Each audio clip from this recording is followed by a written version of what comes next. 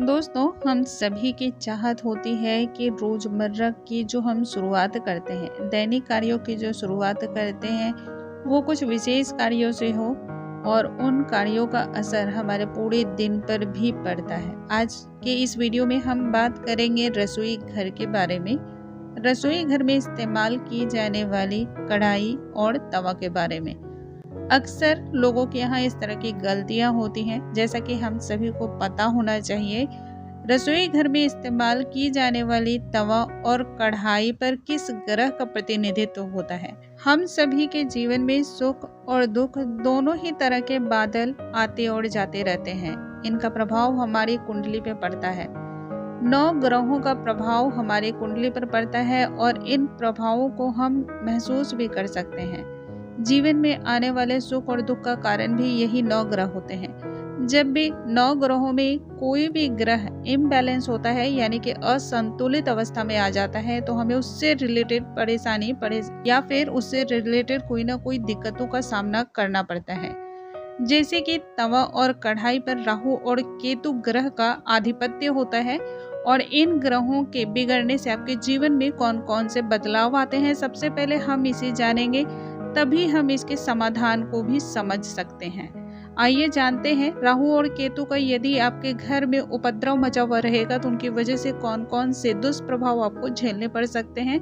Video start करने से पहले दोस्तों, यदि आप चैनल पर पहली बार आए हो तो चैनल को लाइक, शेयर और सब्सक्राइब करना बिल्कुल ना भूलें। साथ में नोटिफिकेशन बेल को जरूर प्रेस कर लें ताकि ऐसी और भी बहुत सारी वीडियोस आप तक पहुंचती रहे। दोस्तों, यदि आपकी कुंडली में, आपके घरों में राहु और केतु की स्थिति खराब होती है, जैसा कि हम सभी जानते हैं राहु और केतु जो है ना, अक्सर अशुभ ग्रहों के नाम से जाने जाते हैं। यदि आपकी कुंडली में इन ग्रहों का असर खराब है, दुष्प्रभाव के तौर पर देख रहे हैं, तो आपकी मानसिक स्थिति अच्छी नहीं रहेगी, तनाव बढ़ जाता है या फिर व्यक्ति के विचार जो है ना वो अस्थिर नहीं होते हैं, पल पल बदलने लगते हैं। शारीरिक समस्याएं व्यक्ति को घेरे रखती हैं। यदि किसी भी व्यक्ति की कुंडली में केतु अशुभ भाव में बैठा हुआ होता है तो व्यक्ति को निद्रा की परेशानी होती है, धन की हानि होती है, या फिर यदि वो धन लाभ के लिए नित्य प्रतिदिन अत्यंत मुश्किलों का सामना करता है और बहुत परेशानियों से धन इकट्ठा करने में सक्षम भी हो जाता है, फिर भी व्यर्थ में उसके पैसे खर्च हो जाते हैं। पारिवारिक तनाव बना रहता है, संतान भी कष्ट देती है और उसके जोड़ों में भी दर्द बना हुआ रहता है। ये सारी समस्याओं से व्यक्ति घिरा हुआ रहता है। तो आप समझ सकते हैं राहु और केतु का कितना हमारे जीवन में संतुलन बनाए रखना अहम रोल निभाए रखता है। यदि आपके घर में तवा और कढ़ाई सही स्थिति में आप रखते हैं तो आप राहु और केतु के दुष्प्रभाव से बच सकते हैं। आज के इस वीडियो में हम सबसे पहले जानेंगे तवा और कढ़ाई के बारे में कि कौन सी गलतियां हमें नहीं करनी चाहिए। अक्सर आप सभी देखते होंगे रसोई घर में महिलाएं काम तो जरूर करती हैं, लेकिन तवे को वैसा ही गंदा रख देती हैं या फिर गंदे ही तवे या कढ़ाई का इस्तेमाल कर लेती हैं। यदि कोई भी महिला इस तरह का कार्य करती है तो इसका सीधा प्रभाव उसके पति पर पड़ता है, क्योंकि इससे जो है ना सेहत खराब होती है और घर के मुखिया को सबसे ज्यादा ये परेशान भी करती है। इन ग्रहों के अशुभ प्रभाव के कारण ही नशे की लत भी होती है, तो अक्सर घर में पति या बच्चे जो है ना वो इस तरह के कुप्रभाव के चपेट में आ जाते हैं। नशे की कोई ना कोई तरह की लत लग जाती है उनको।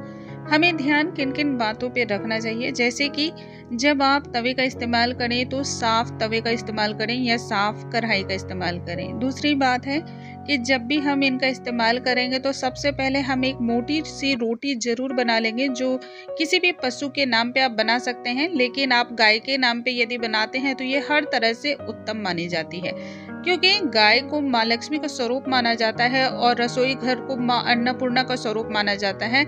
इस तरह से हम दोनों को मान सकते हैं कि दोनों ही माँ लक्ष्मी का ही स्वरूप है।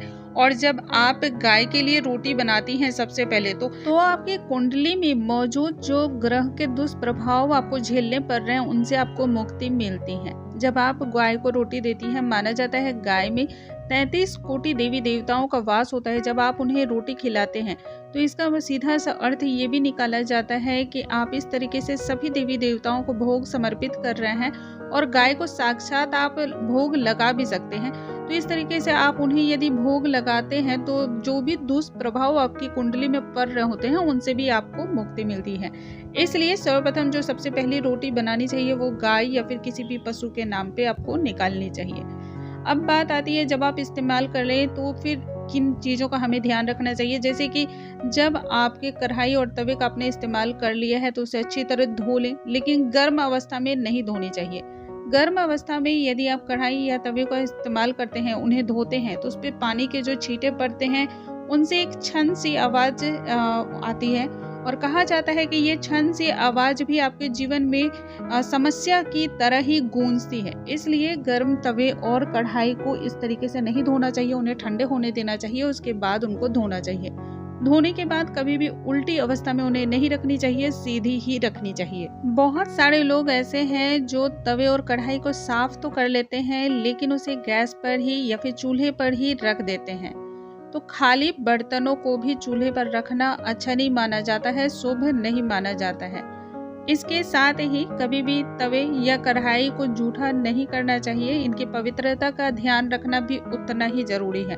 घर में जितना ज़्यादा इनकी स्वच्छता पर आप ध्यान रखेंगे उतना ही ज़्यादा धन के आगमन के रास्ते भी खुलते हैं। ये दोनों बर्तनें देखने में बहुत ही सामान्य दिखती हैं लेकिन आपके घर में तरक्की और उन्नति के रास्ते लेकर आती हैं। कढ़ाई और तवे को इस्तेमाल करने के बाद खुली जगहों पे भी रखना अच्छा नहीं माना जाता है क्योंकि इससे नकारात्मक ऊर्जाएं निकल रही होती हैं। इसके साथ ही यदि आप तवा और कढ़ाई को उल्टा रखते हैं तो माना जाता है कि राहु के नकारात्मक प्रभाव, नकारात्मक ऊर्जा इससे निकल रही होती है जो आपको नुकसान पहुंचाती है। दोस्तों, यदि आप इन चीज़ों का ध्यान रखते हैं तो आपके घर में तरक्की और धन आगमन के रास्ते खुले रहते हैं, परिवार में समृद्धि आती है। यदि आप इन चीज़ों के अनुसार अपनी दैनिक दिनचर्या को करते हैं तो घर में भी खुशहाली बनी रहती है। मुझे उम्मीद है आज की ये जानकारी आप सभी को बहुत अधिक पसंद आई होंगी। ऐसी और भी जानकारियों के साथ फिर से मिलूंगी, तब तक के लिए नमस्कार दोस्तों।